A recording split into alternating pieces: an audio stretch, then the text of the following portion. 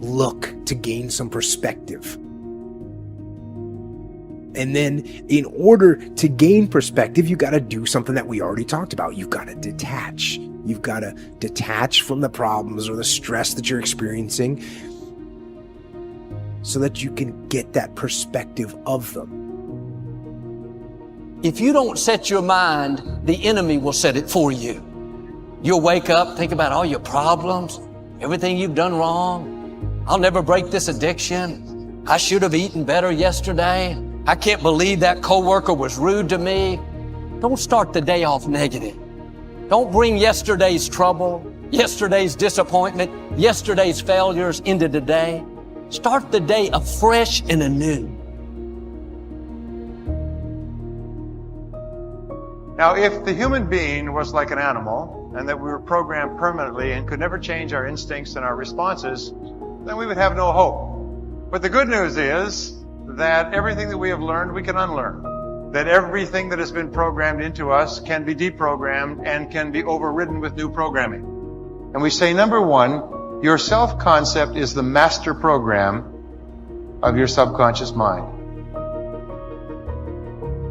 And that's how you get to the destination of living your dream. I speak into existence that you will understand the value of yourself, and you will get up and you will do more for yourself and expect less of others. In order to be successful, you have to do more for yourself and expect less of others. You have to wake up and manifest your dream. You have to get up and do the work. You got to get up and write the book. You got to get up and do the music. You want to talk about you an author? Don't tell me you an author. Just let me know when the book coming out. I can remember being trapped inside of a negative environment that wouldn't allow me to dream, to the point that I had to set my mind free, to the point that I now dream so big, dream about me. That means if you dreaming about me. But I'm no longer selfish. I now encourage you all to please dream bigger than me. It is the animal that can change the fastest to a changing environment that becomes the most dominant species the world has ever seen. It is our very nature to change. Because if you want to do something extraordinary, you have one job. Leave your fellow humans in awe. Resentment of another's good.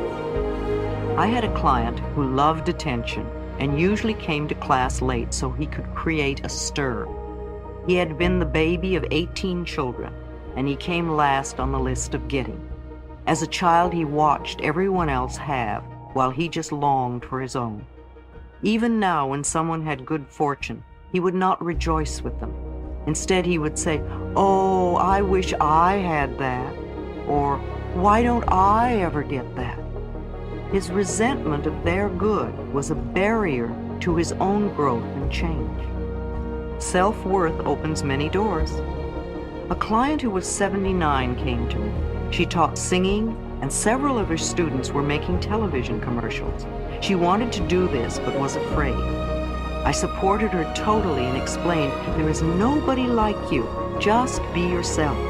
I said, "Do it for the fun of it. There are people out there looking for exactly what you have to offer. Let them know you exist." She called several agents and casting directors and said, "I'm a senior citizen and I want to do commercials." And in a short time, she had a commercial. And since then, she's never stopped working. I often see her on TV and in the magazines.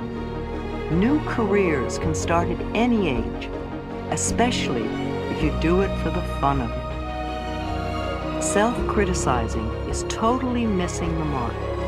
It will only intensify procrastination and laziness. The place to put the mental energy is into releasing the old and creating a new thought pattern. Say, "I am willing to release the need to be unworthy. I am worthy of the very best in life, and I now lovingly allow myself to accept it."